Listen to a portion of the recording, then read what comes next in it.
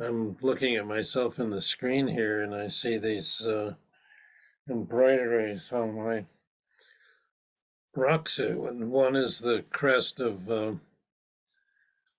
Sojuji, and the other's the crest of Eiheiji, which are the two main Soto temples in Japan.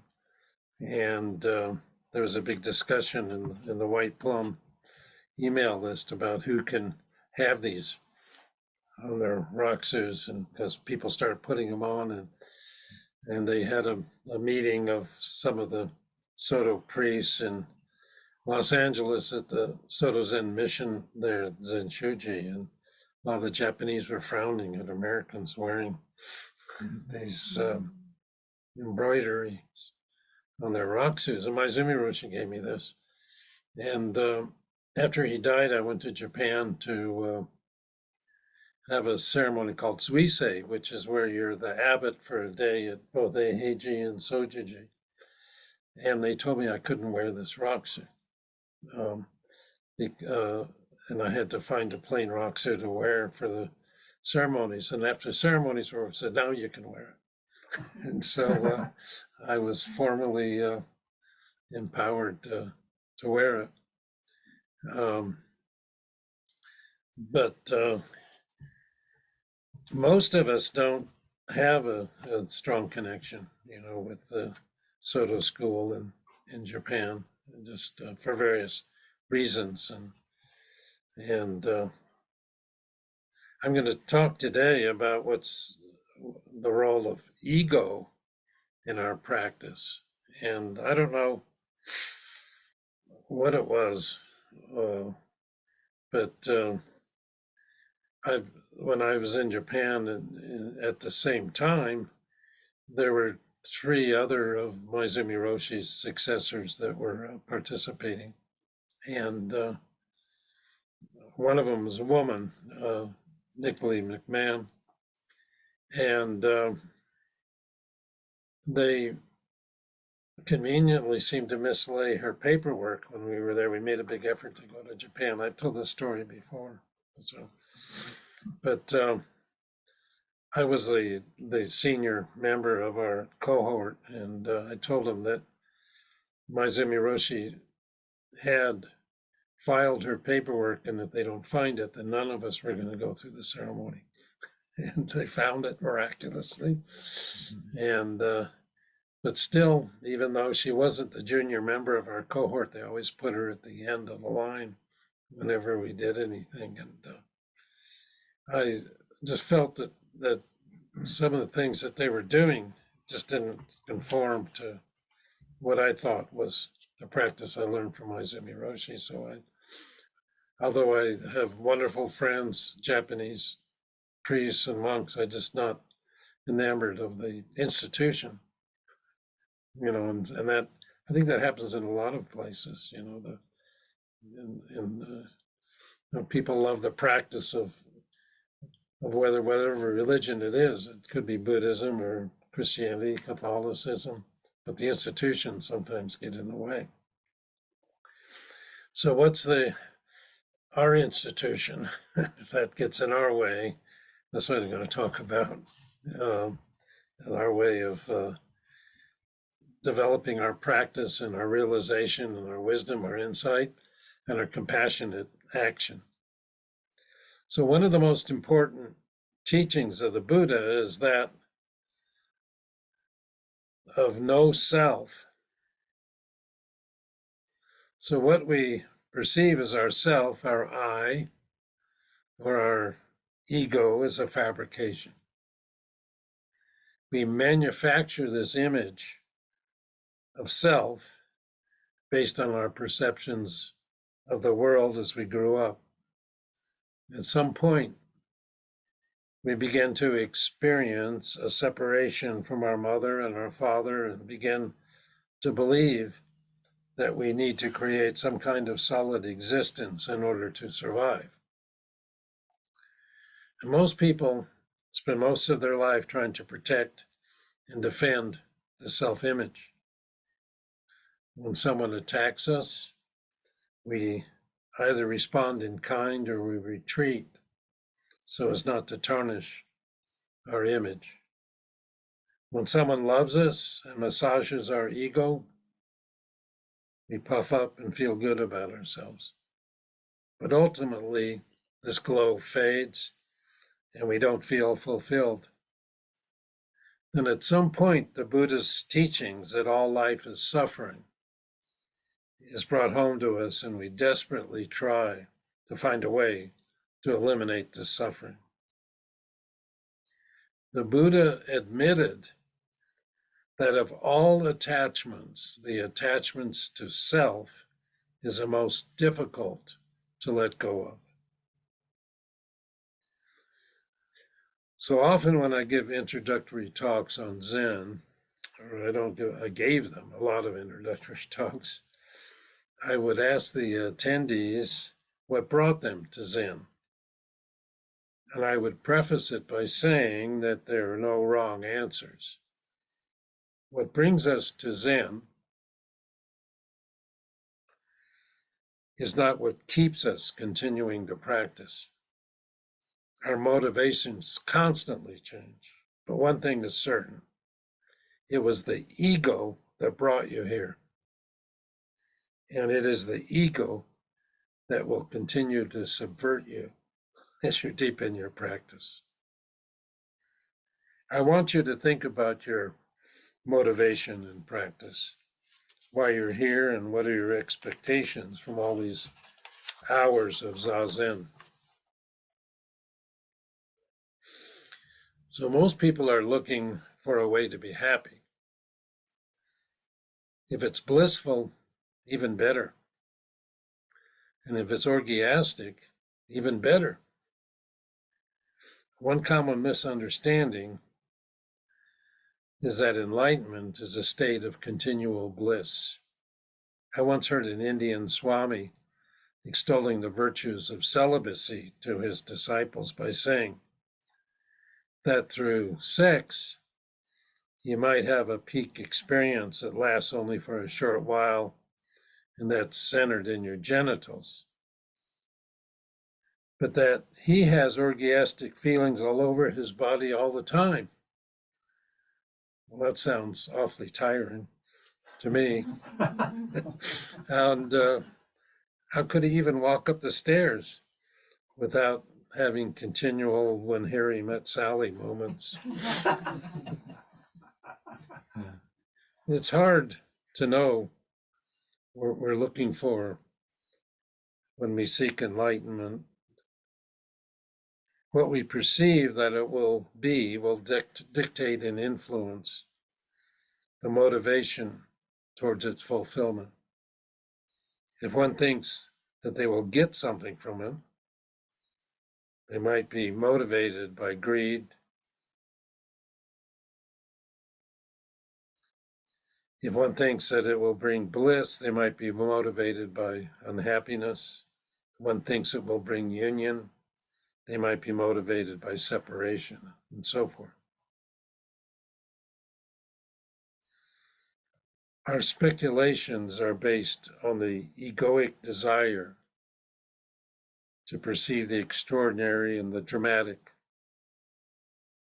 and that if our spiritual study is built on the foundation of a strong fantasy of enlightenment, this fantasy will become a large obstacle to recognize and working with what's actually true of spiritual life.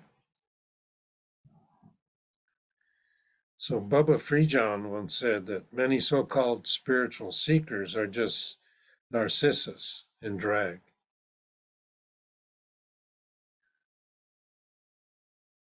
It's our ego attachment that motivates us. So what are your motivations? Are they based on the three poisons of greed, ill will, and delusion? Some people practice in order to be and seek enlightenment in order to be the one who is enlightened. And they fantasize people flocking around them and admiring them as a charismatic teacher. Then getting enlightened is a way to get love and admiration and to never be alone. So it's all a ruse of the ego. The search for enlightenment is often a search for power, fame, prestige, or some other form of worldly success. So the most common motivation to presume enlightenment is the desire to be respected and acknowledged. And there's usually a strong desire in that personality which feels irrelevant and insecure. So the fallacy of seeking enlightenment in order to be loved is threefold. One is that an enlightened one does not collect love. He or she gives it. And two, enlightenment, by definition, means that one no longer identifies with I, and it is only that I who is seeking enlightenment in order to be loved. And three, there's already love present, irrespective of whether one is enlightened or not. So the question needs to be answered. What is it within us that craves this meaning? So it is the ego. Ego, in its belief that it can get itself enlightened, goes about trying to manipulate circumstances so that it will not suffer anymore. Ego does not understand that it is not circumstances that cause suffering, but the identification with ego itself. As a result, the ego that seeks enlightenment as an escape from suffering is doomed to fail because it cannot escape from itself.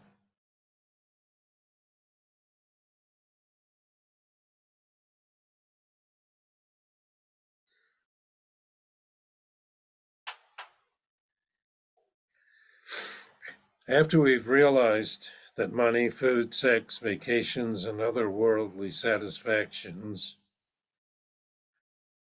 provide no lasting relief from suffering, we fantasize that perhaps enlightenment will.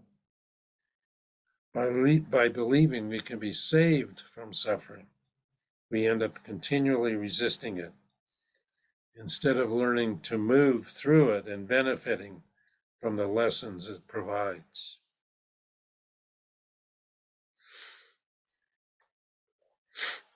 There's a story of a devout man who was caught in a flood and prayed to God for help. A boat came to rescue him, and he refused help because God was going to save him. And the floodwaters continued to rise, and he goes to the second floor, and another boat came, which he refused. And he climbed up on the roof, and a helicopter came, and he refused that too, because God was going to save him. And then the waters rushed over him, and he drowns and dies. When he arrives at heaven, he asks God, "Why didn't you save me?" And God said, "I sent two boats and a helicopter. What more do you want?" And when we're busy looking at our ideas of something, we miss it. So we have all kinds of ideas of enlightenment. We miss it when we walk on it.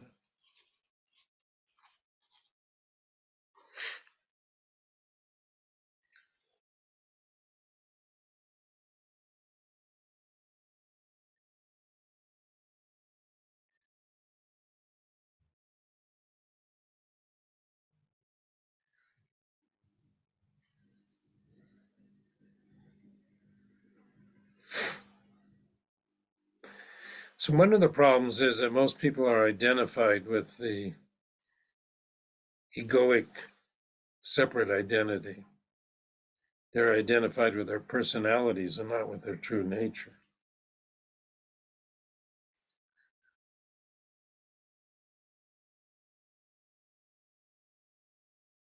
So a spiritual aspirant who has impure motivations but acts with integrity might be better off than one who has more pure motivations but no energy, ability, or skill to proceed. So the impure motivations rubbing against the purity of their actions will eventually produce insight and transformation. So the advice is to follow your heart and not your mind. Your heart that answers to the truth, and the mind often leaps at appearances. But also people seek enlightenment because they don't want to die. They come to believe that enlightenment is a path to eternal life of the ego, which they identify as themselves, and not of consciousness itself, which is always already deathless.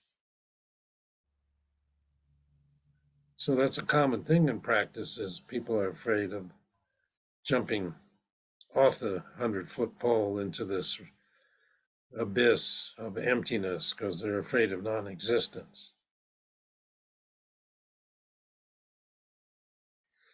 Yeah, so if the egoic structure is taken apart and loses dominance, as it does in genuine spiritual awakening, people think they'll cease to exist.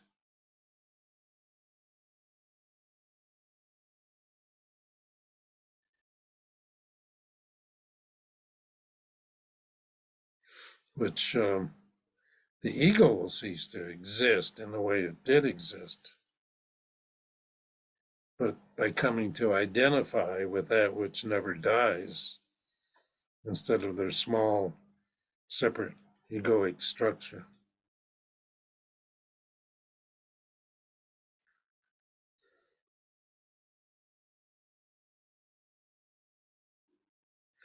So the fact that people are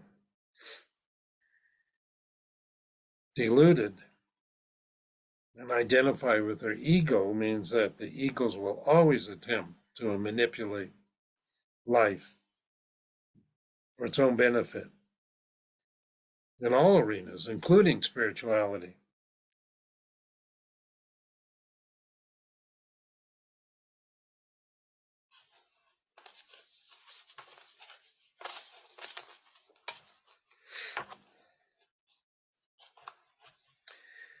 Some of you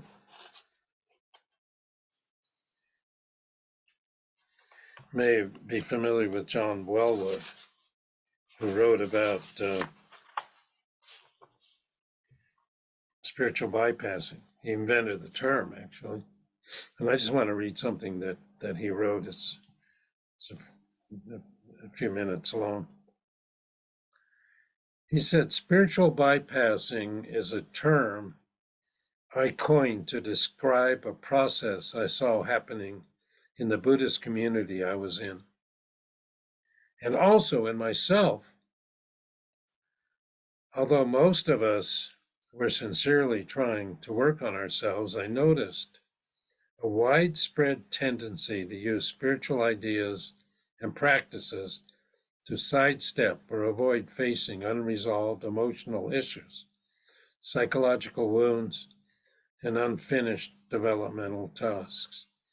I should mention John Welwood is a psychologist. When we are spiritually bypassing, we often use the goal of awakening or liberation to rationalize what I call premature transcendence, trying to rise above the raw and messy side of our humanness before we have fully faced and made peace with it. And then we tend to use absolute truth to disparage or dismiss relative human needs, feelings, psychological problems, relational difficulties, and developmental deficits. I see this as an occupational hazard of the spiritual path, in that spirituality does involve a vision of going beyond our current karmic situation.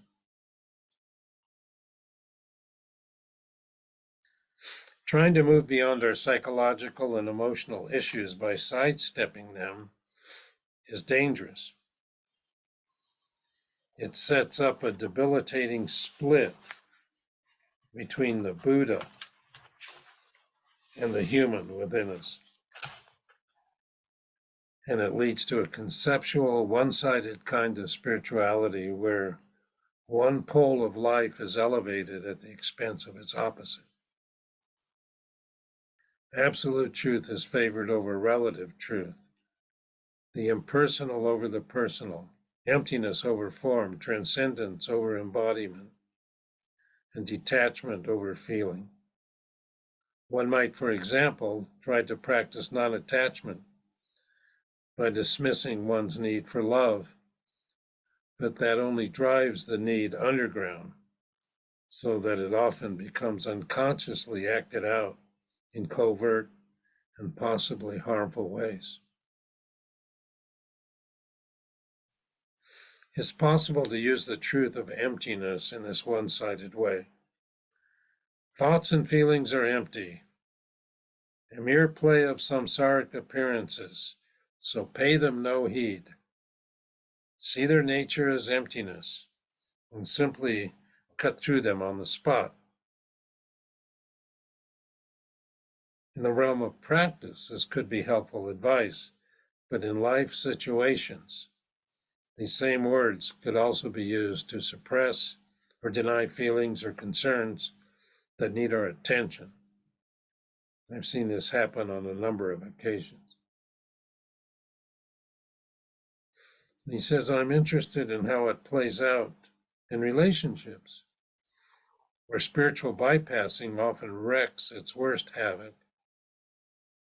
If you were a yogi in a cave doing years of solo retreat, your psychological wounding might not show up so much because your focus would be entirely on your practice in an environment that may not aggravate your relational wounds. It's in relationships that our unresolved psychological issues tend to show up most intensely. That's because psychological wounds are always relational. They form in and through our relationships with our early caretakers. The basic human wound, which is prevalent in the modern world, forms around not feeling loved or intrinsically lovable as we are. Inadequate love or attunement is shocking and traumatic for a child's developing and highly sensitive nervous system. And as we internalize how we were parented, our capacity to value ourselves, which is also the basis for valuing others, becomes damaged. I call these relational wounds or wounds of the heart.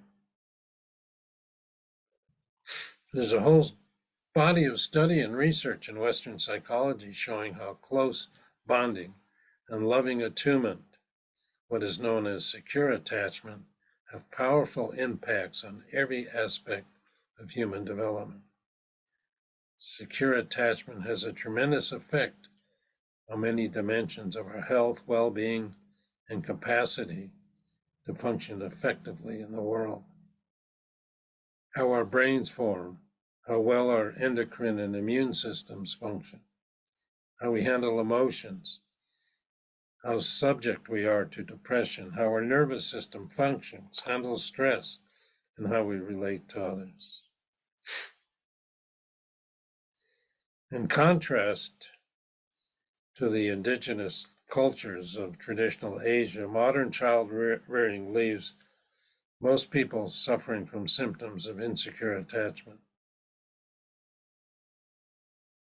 So most of us suffer from an extreme degree of alienation and disconnection that was unknown in earlier times, from society, community, family, older generations, nature, religion, tradition, and humanity itself.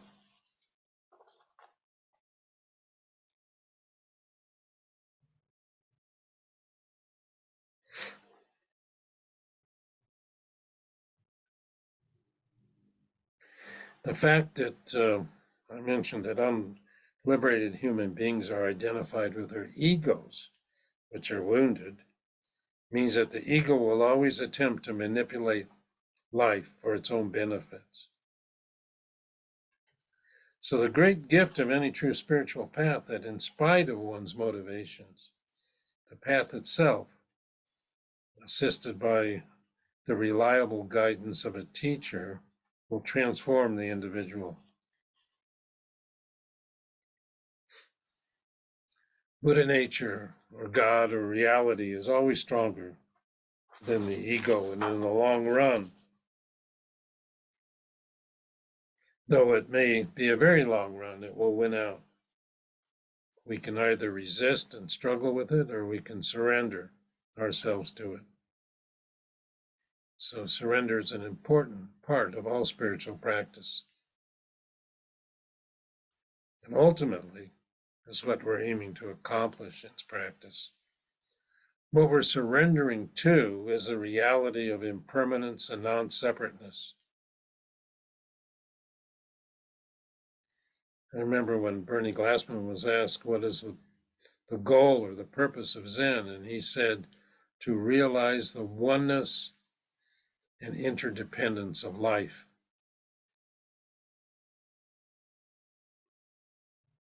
So we're all one, but we're also independent and interconnected. And if we listen carefully to the chants we do in the morning, the Heart Sutra and the identity of relative and absolute, it clearly points that out. But everything changes, and nothing, including ourselves, is separate or self-contained. But we have deep-seated assumptions that we're separate from the rest of the world, that there's something in us that is permanent and static, and that happiness can be found outside of ourselves. We believe that happiness is to be found in external conditions rather than in changing our relationship to the external conditions in which we live. So according to Buddhist teachings, our view of ourselves and where happiness comes from is at odds with how things really are. We're left with the task of realigning our views with reality, and to do that, we have to surrender those views, surrender the desire that these views give rise to, and surrender the actions to which those desires give birth. And we need to accept the reality of change, non-separateness, that things out there can bring us lasting happiness.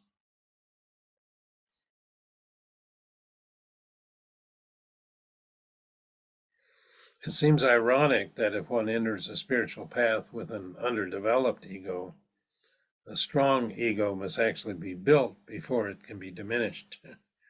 But that's how it works. That's why my Zumi used to always say, appreciate yourself. And so the self he was talking about, first we have to appreciate who we are, and then we can let it go.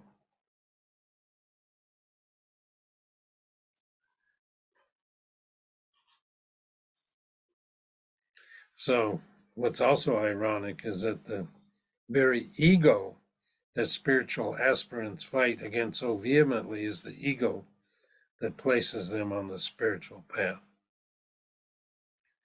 And that ego transforms the further we go on the path.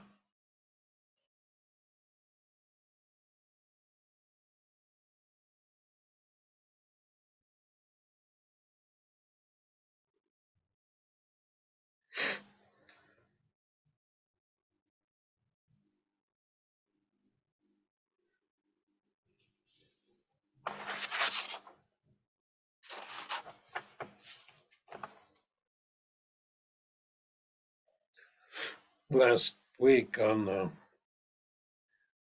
after our Saturday program, I was invited to give a talk to my college classmates. And last year we had our 60th reunion. So everybody was in their 80s. And I talked about an experience I had, which I've shared many times here, of an